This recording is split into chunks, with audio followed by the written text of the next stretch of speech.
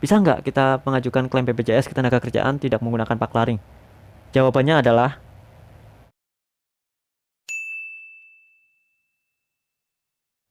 halo, assalamualaikum warahmatullahi wabarakatuh. Ketemu lagi di channel Satu SD.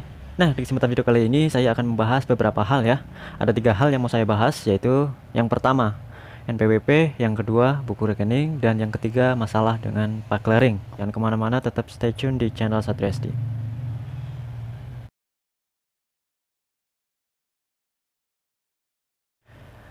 Oke teman-teman, jadi ini ya, di pembahasan kali ini kita akan membahas tentang NPWP, buku rekening, dan paklaring ya. Teman-teman masih banyak yang tanya nih, gunanya NPWP untuk apa, buku rekening, dan paklaring ya, khususnya buat pengajuan klaim BPJS Ketenagakerjaan. Nah, di sini saya akan membahas satu-satu syarat-syarat yang diperlukan untuk pengajuan proses klaim BPJS Ketenagakerjaan. Oke, kita mulai saja dari yang pertama, yaitu NPWP. Jadi untuk NPWP itu digunakan untuk proses pengajuan klaim JHT saldo di atas 50 juta. Oke, saya tekankan lagi. NPWP wajib digunakan atau dilampirkan untuk proses pengajuan klaim BPJS Ketenagakerjaan saldo di atas 50 juta. Itu ya teman-teman ya. Untuk saldo di bawah 50 juta, NPWP itu tidak diwajibkan. Oke. Itu yang pertama. Ada pertanyaan dari teman-teman, Kak, jika NPWP beda alamatnya gimana, Kak? Bisa nggak, Kak, untuk proses pengajuan BPJS Ketenagakerjaan? Bisa. Oke, itu sudah saya jawab ya, bisa. NPWP alamat domisili di mana tetap bisa. NPWP itu digunakan untuk proses pengajuan saldo di atas 50 juta. Oke, teman-teman ya. Oke. Nah, yang kedua itu buku rekening ya. Buku rekening saat proses pengajuan klaim JHT atau BPJS Ketenagakerjaan itu buku rekening harus sama dengan nama kalian ya, atau nama sesuai KTP, nama sendiri ya, tidak boleh nama orang lain.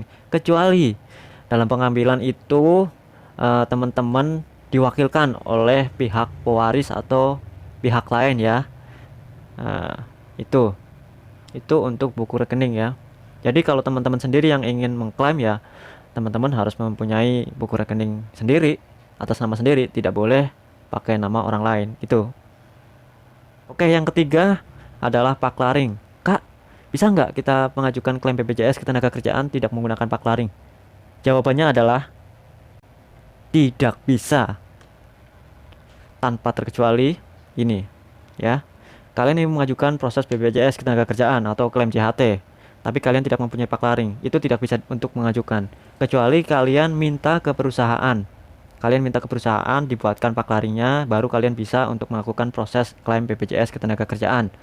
Itu bisa. Atau jika perusahaan tidak mengasih paklaring atau tidak memberikan paklaring, kalian bisa meminta surat pengajuan ya untuk pengambilan JHT yang ditandatangani oleh pihak HRD perusahaan kalian ya. Itu bukan paklaring, tapi minta surat pengantar ya, surat pengantar untuk pengajuan klaim BPJS Ketenagakerjaan. Itu bisa. Intinya dalam pengambilan JHT paklaring itu diwajibkan ya. Oke, teman-teman, sampai sini paham ya? Nah, ada pertanyaan juga, Kak, jika paklaring rusak atau hilang atau gimana, kita masih bisa nggak untuk klaim? Nggak bisa ya teman-teman ya. Teman-teman harus meminta ke perusahaan teman-teman sekalian untuk dibuatkan kembali atau dibuatkan baru paklaring yang baru ya. Jadi kalian baru bisa untuk proses klaim BPJS Ketenagakerjaan. Oke teman-teman ya, yang pertama NPWP, yang kedua buku rekening, yang ketiga adalah paklaring ya.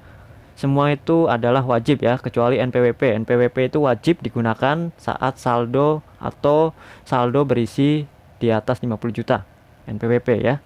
Untuk buku rekening, buku rekening diwajibkan untuk nama sendiri ya, bukan nama orang lain, kecuali yang mengambil itu adalah pihak pewaris, oke, atau ahli waris, itu baru boleh. Dan paklaring tidak punya paklaring itu bisa, yang penting kalian punya surat pengantar untuk mengajukan klaim JHT dari HRD perusahaan kalian. Kalian minta ke perusahaan kalian, lalu minta tanda tangan dari HRD surat pengantarnya, baru kalian bisa untuk proses klaim JHT-nya.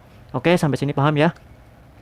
Mudah-mudahan bisa dipahami ya oleh teman-teman sekalian. Terima kasih sudah menonton video ini. Jangan lupa untuk like dan subscribe channel Satu SD ya. Dan share sebanyak-banyaknya biar teman-teman yang lain tahu. Oke. Eh, itu saja ya, saya nggak panjang lebar videonya. Terima kasih. Sampai jumpa di video selanjutnya. Bye.